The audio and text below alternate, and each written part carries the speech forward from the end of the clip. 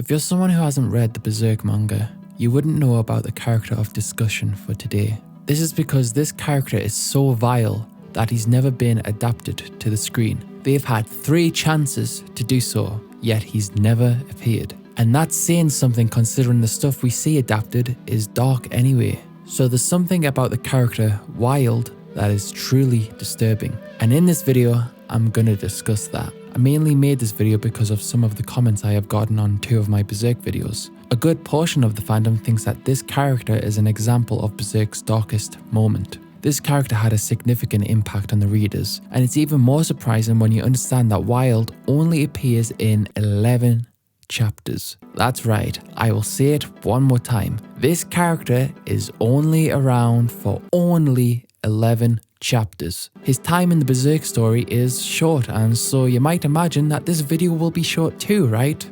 Well, just look at the runtime of this video. Yes, there's that much to unpack in a character that is only around for a very short period of time, less than a full volume. Let's figure out what the deal is with this guy. Wyald's first appearance in Berserk is in chapter 58 during the Golden Age arc. After failing to recapture Griffith through the use of the Bakiraka clan, the king's final resort is to use the Black Dog Knights. The men around him urge him to reconsider this idea, but the king is so off his head here that he doesn't listen to reason. The captain comments about the Black Dog Knights, saying they're a disgrace to the Midland army, and that there's something weird about their leader, which already sets an eerie tone. In the next panel, we are finally introduced to the character that is Wyald. And how else would you introduce a disgusting character such as him? Well, I guess that works.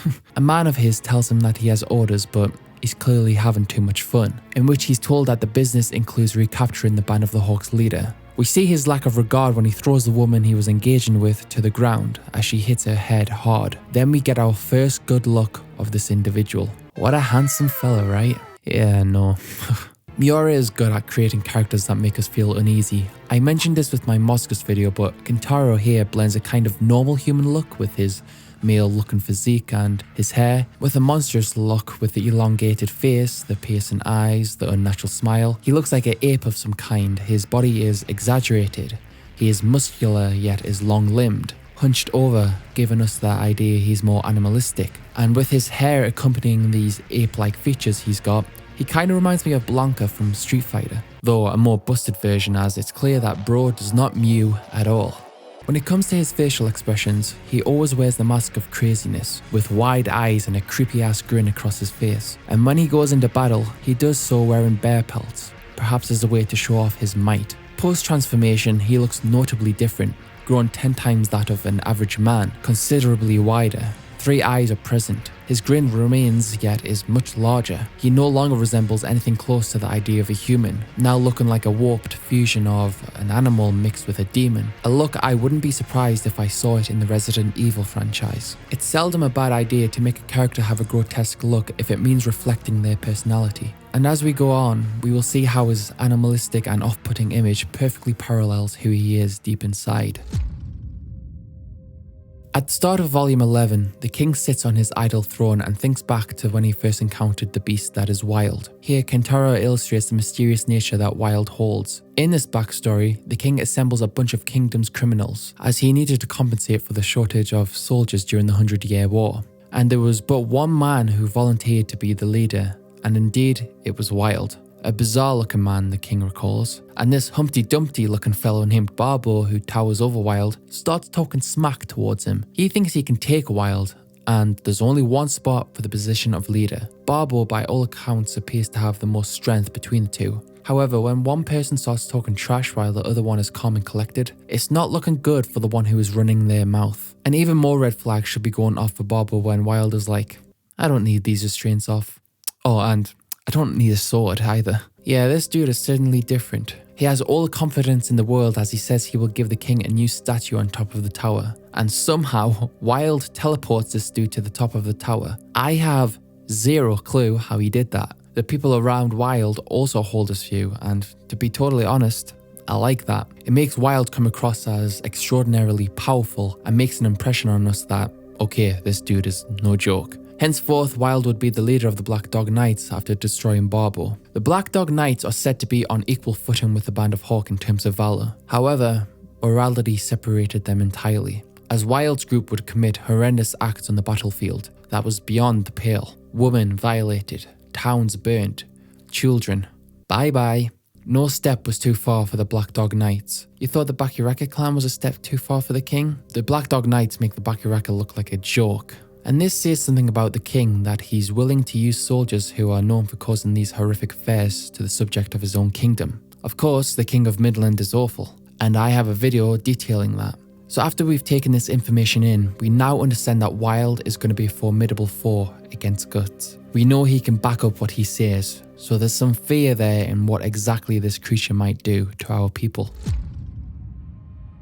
With Wyald's character, his foot is on the gas for all his time in the story, not once letting go of it and putting the brakes on. No, his evilness only persists and gets more unhinged the more we read, like a roller coaster ride that keeps climbing in altitude. I'm sure this is only effective as Wyald is in the story for a very short amount of time, and so if he were around for longer, this non-stop chaos would eventually become exhausting. But here, it's extremely effective. Every scene Wyald is in, his true nature is always on display. There's no hidden malicious intent with this guy. Neither is there any ambiguity about his morality. He has no problem being the monster that he is. We see this when Wyald comes up on a bunch of people who support the Band of the Hawk and have previously just aided Griffith's escape. Wyald gets uncomfortably close to the young girl and inquires about a suspicious group that might have passed by them as he stares with his piercing eyes. Might I inquire something of you, girlie? Did a suspicious group with a wounded man pass by here? The girl is frozen in fear, unable to utter a single word. And Wyald ponders for a second and is like, you know what would be a good warm-up? If he just killed everyone and violated the woman. And it is clear, in addition to the first panel we see him in, that he loves domination. He clearly feels fulfilled by it. Wyald even acknowledges that that's his motto. Make it fun, make it stimulating, as he also has a sword going through someone's mouth. Oh, God. This family gonna get slaughtered? Yeah. Tell me you're just gonna find out your information and leave. You guys don't need to run a train on this family, like... And just if you're unsure whether Wyald and his Black Dog Knights are truly awful people, they take the mutilated people and use them as banners when pursuing the Band of the Hawk, sending a message to both us, the audience, and the Band of the Hawk. I can't lie, this might have been a good tactic to destroy the enemy's will, because if I saw this in real life, I don't know what the hell I would do. Guts, being the man he is, doesn't cower in fear. Disgusting creatures, get out of my sight. Instead, he decides to make a move against the Black Dog Knights, and he slices through some of them like a cake. He also notices that the look in their eyes tells him that they're driven on by fear. Fear of Wyald, who gets excited that there's some true competition and engages with Guts in battle. He throws the banner of the mutilated girl towards Guts. As he deflects the strike, Guts realized it was the young girl who had just aided them. Guts ain't gonna take this lightly, and so he goes for a strike, and here is one of the few times we see Guts get stopped in his tracks. Wyald grabs his sword and he inspects it like a child would with the toy. Guts even comments on the fact that no one has stopped his blade with bare hands before, and Wyald manages to deal with both Guts and Pippin at the same time, with a permanent grin on his face. Guts takes a closer look and realizes that this type of being is something he's encountered before, with Zod and Skull Knight. The demon shows a lack of fear of any danger, as when a bridge explodes through the efforts of the Band of the Hawk, he continues his pursuit as he views it as fun. He also shares a general lack of care for his comrades, as he easily dismisses those who lost their lives to the explosion. And although his soldiers are despicable, they are greatly apprehensive to continue their pursuit of the Band of the Hawk. One member in particular makes a point to say it wouldn't be smart to follow them. Wyald is like, no, and kills the man with just his fingers. If you start talking about living and dying, you end up wasting your life away. The rest of the men have no choice but to follow their psychotic leader. Wyald is an unstoppable force, and with every obstacle the Band of the Hawk throw at him, his pace remains consistent. Boulders fall onto the Black Dog Knights, and Wyald is unaffected by them, and punches them like it's nothing. Who is he? Chris Redfield?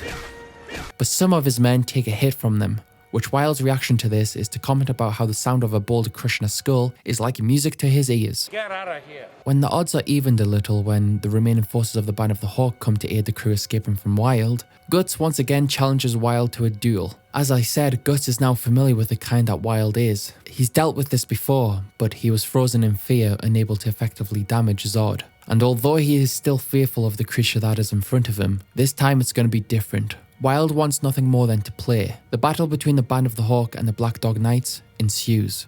Limbs go flying, blood spills everywhere. Wyald and Guts fight as their weapons clash countless times, both parrying each other like a dance. Guts and Casca realize that, as sloppy as Wyald is, he is keeping up with Guts' speed and power despite using a log against him. The monster is likely toying with Guts in this moment. Getting frustrated with Wyald constantly parrying his attacks, Guts has had enough and goes for a headshot, but is ineffective as Wyald uses his mouth, which is made out of steel apparently, to block the attack, a move that Guts is familiar with. However, this is on a whole new level. Both are stuck in this hold when Wyald decides to go Mike Tyson on Guts' horse.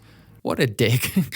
But the trade-off strikes as Guts drop kicks Wyald off his horse. They both land on the ground in the same pose, further emphasizing the idea of an unstoppable force meeting an immovable object, or something similar to Obi-Wan vs Anakin. Consistent with most apostles, and more accurately Zod, Wyald is filled with glee when he is facing a worthy opponent, and he cannot wait till the Eclipse to feast, and the two get back to it. Meanwhile, it appears that the Band of the Hawk have the upper hand in their battle against the Black Dog Knights, and out of fear, they start retreating. Wyald is getting fed up with his men being losers, so he decides to do their work for them and pushes a tree down on his own men. He then kills some other men by his own hand as they beg for their lives. Wow. There's almost something humorous about this, but it's mainly because of how outlandish this action is. It's shown that his men are just tools to him, and that he can easily discard them when they don't do what he wants. And seeing this as a formidable opponent, Wyald decides to get the party started and begin his transformation into his final form.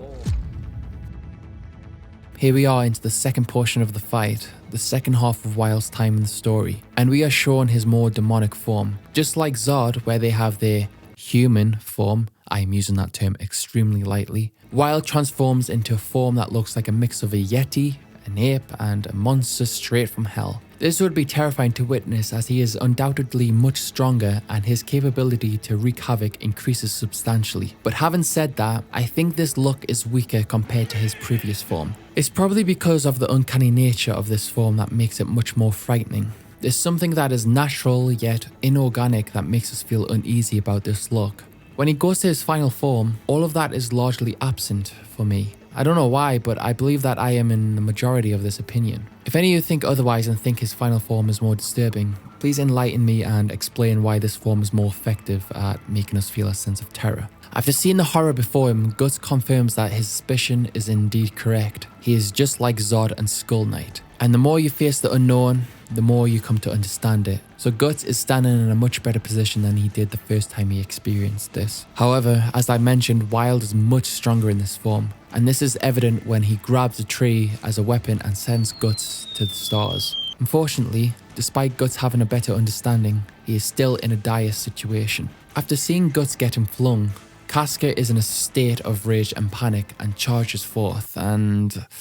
Ah, shit! Here you go again. This might be the worst part for me, guys. Wyald takes notice of Casca and says, "Just when I thought this party was a sausage fest, a cute girlie shows up."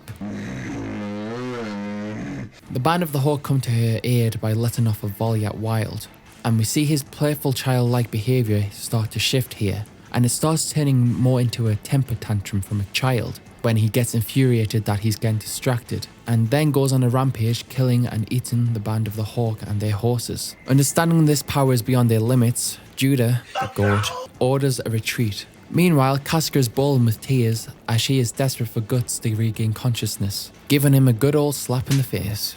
Yeah, that's the Casca we know. And then Wyald returns to her once more and grabs her, making the remark it's like playing with a doll. Don't worry, it gets worse as he starts ripping her clothes off, saying that women look best with nothing on. He then says that he will make Casca forget about all her past men, as we see his disgusting looking member. I can't believe it. I can't believe what I just fucking witnessed! Okay, I can handle a lot of bad stuff, but like, this is my line right here. I've already read this, but because I'm making this video, I've obviously had to reread it and write it in the script. And as I'm writing this, my stomach is feeling a little funny. This dude is beyond disgusting.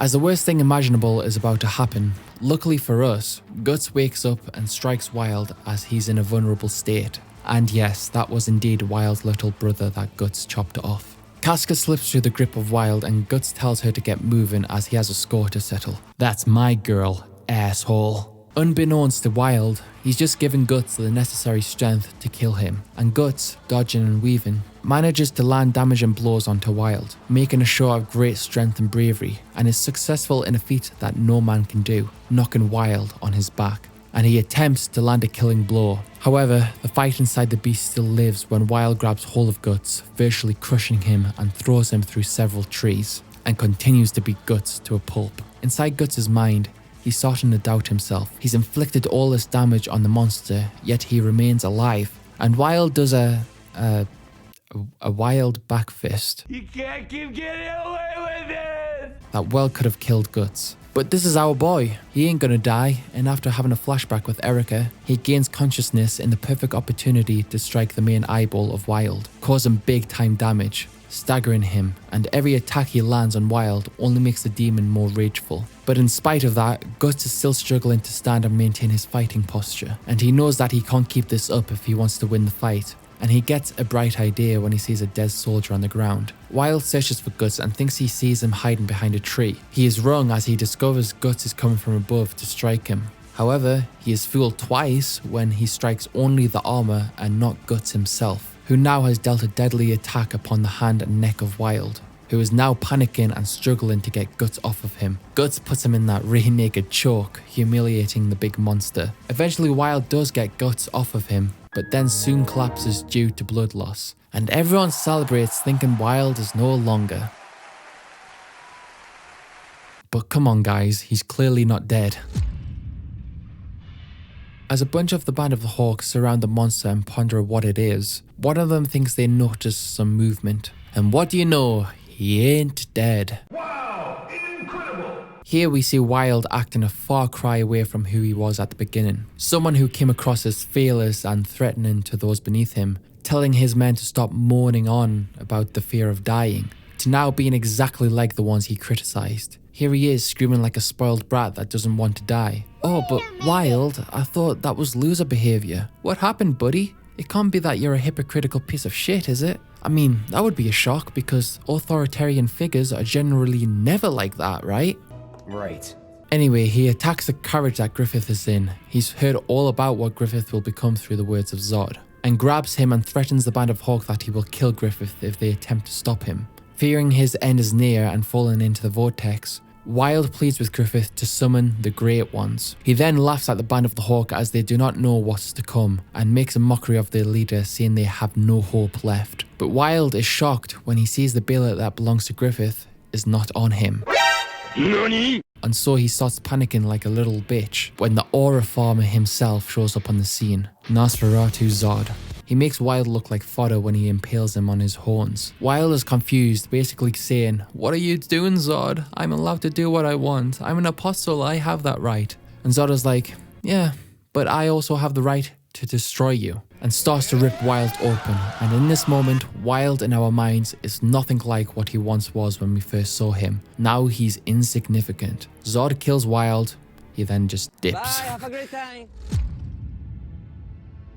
As the apostle form of Wyald disappears into the vortex, the Band of the Hawk fix their eyes on what remains. The Band of the Hawk are shocked when they realize that the thing that caused all this trouble and catastrophe was indeed an old little man. A symbolic moment to be sure that reveals a lot of what Kentaro is trying to illustrate to us. Wyald, for every panel except his final one, is a symbol of grotesque violence and domination, and his appearance reflects that of someone who earns that description. Yet, that's all an illusion, for he's really an old decrepit man. Miura is emphasizing that a lot of evilness is a lot of time due to an inner weakness in the individual, and I completely agree. There are few things scarier than a weak person in a position of power. But seeing Wyald's true form, it led me to speculate on who the man was before becoming an apostle. Firstly, we know these people are granted a billet because they already possess the necessary qualities to become a demon. We don't know what he sacrificed, but usually it's done out of fear, weakness, or desperation, rather than actual strength,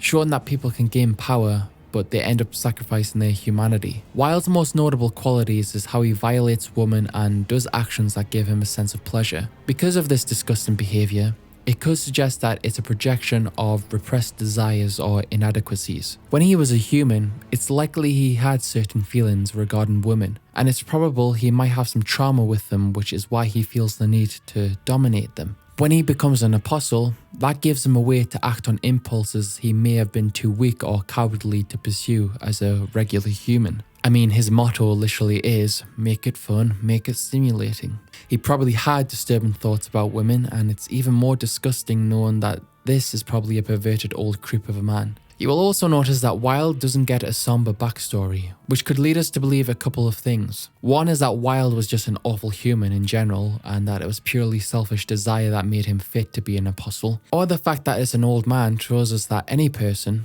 anyone, is capable of evil. And those who are evil aren't always wearing the face of a monster. They're just everyday people. Perhaps nice looking people, because you never truly know what's going on inside the brain of another. In any case, Wyald was an awful character through and through, and chapter 69 marks the end of him.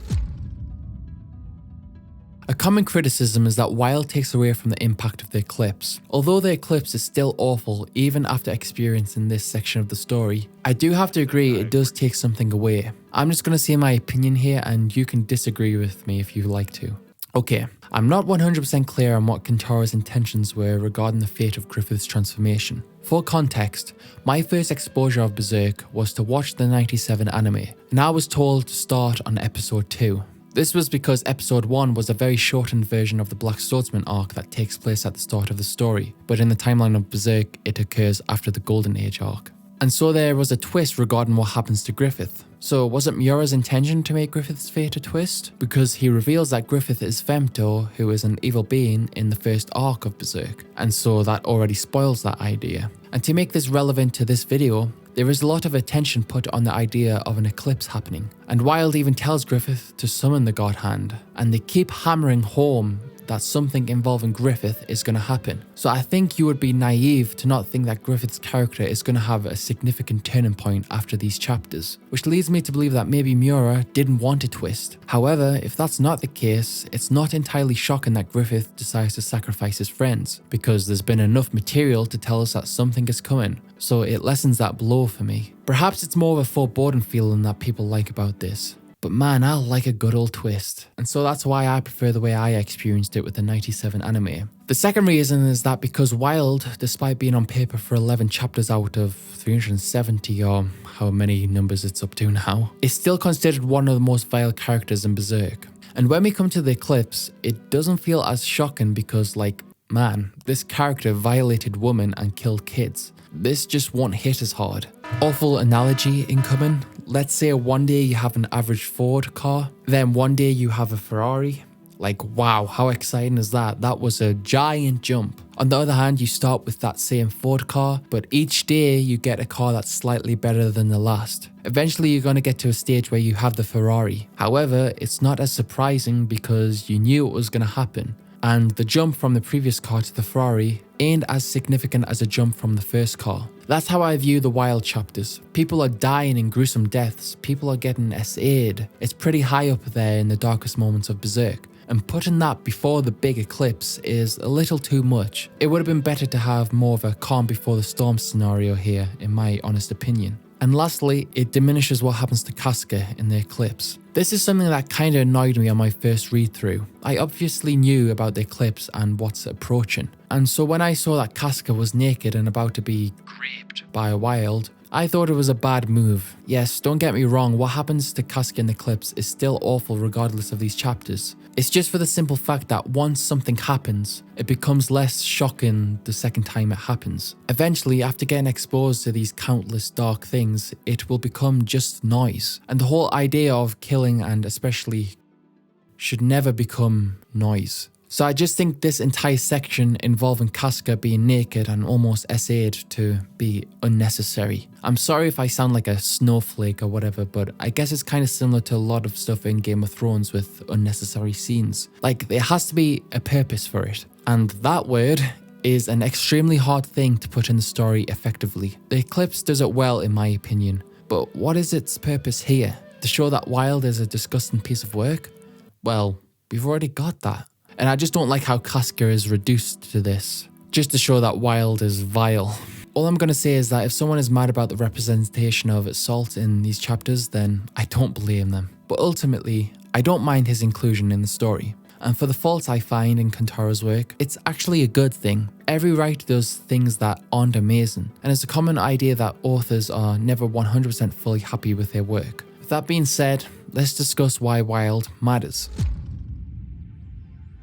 As I mentioned when talking about his true form, Wyald symbolizes the depths of human evil and reveals deeper truths about the world of Berserk. Wyald is unpredictable, which is scary, and you can always assume no matter what he does, it will be in the direction of terror. He showcases the raw strength of the apostles and what we can expect when we encounter another one in the future. These chapters also highlight how far Guts has come in strength and bravery, able to stand toe-to-toe with Wyald, illustrating a stark difference from his first encounter with the demon, as he was frozen in fear and acted on impulse. This time he's thinking more clearly. It showcases that Guts is intelligent when it comes to strategy in battle, as in the example of the decision to hide and plan a sneak attack on Wyald, which was a significant turning point in the battle. It's shown that Guts is leagues above Griffith and demonstrating the potential transfer of leadership. The Band of the Hawk witnessed Guts take on a demon, so it makes sense why they're so eager to follow him once they hear that Griffith is toast. It also makes sense why Guts can take on so many apostles in Eclipse. In the anime, he just kinda does it somehow. But now this is more believable because, well, these are considerably weaker than what he had just fought before. This being the first time an apostle is defeated in the timeline of Berserk, that tells Guts and the characters that indeed it is possible to defeat these monstrous beings. Another reason why these chapters can be viewed as significant is that it makes the relationship between Guts, Casca and Griffith clearer. We figure out Casca's priorities. Casca was much more concerned of Guts over Griffith, who was in the same amount of danger. And throughout this section with Griffith's rescue, we see these panels where Griffith is observing and noticing the changes in the relationship between Guts and Casca. This adds more to Griffith's jealousy and his decision to spike Guts in the Eclipse. Wyald also basically tells us that it's a wrap with the Band of the Hawk. Nothing will ever be the same again, as Griffith is broken beyond repair. This destroys morale in the band and makes the sudden shift when people start following Guts more important and clear. For the people that think this actually doesn't affect the impact of the Eclipse, this is more of like a warm-up to the Eclipse. A bit like a Christmas Eve, but awful. And when Zod shows up and tells Guts that, no, this isn't the thing I was talking about, homie, we can predict that what's about to come is going to be much more awful than this. Again, adding to that sense of foreboding. And I just thought that maybe it might make Griffith's decision more shocking for Guts, because he's well aware that the Eclipse is going to happen, yet he's still by Griffith's side. And so when he learns that Griffith is the one that causes the horror that befalls the Band of the Hawk, that hits hard for Guts, because they've both experienced the terror of an apostle twice now, and Griffith is willing to accept that if it means satisfying his own needs. However, for us the reader, I don't think we feel that as hard as Guts would. People also like to view the Eclipse as the absolute peak of darkness within the story. Like when someone starts reading, people are always like, oh, wait till you get to the Eclipse, or he ain't ready for the Eclipse. This is like the red wedding of Berserk. And so from the start of the story, it's like a ramp up to that moment. The closer we get to the Eclipse, the worse things get. Obviously, I've detailed my problems with this in the previous chapter. However, looking at it all over, it does seem like it was Miura's intention for things to get continually worse as we approach the dreaded moment. I think it speaks for itself when this character was only around for 11 chapters, and still to this day remains some people's #1 spot for Berserk's darkest moment. I made this video because on 2 of my Berserk videos, people commented about how Wyald is the worst thing in the story, and I don't have a strong argument against those people. Wyald is like a representation of the edginess and the aesthetics of Berserk. Berserk is known for pushing the boundaries of dark fantasy, and these chapters are a good representation of that. You can show any random person these chapters and they can have a decent idea of what this story entails. Kentaro Miura massively crafts villains who would easily fit in the horror genre, and this one is certainly one of his most wild. Oh, brother, this guy stinks!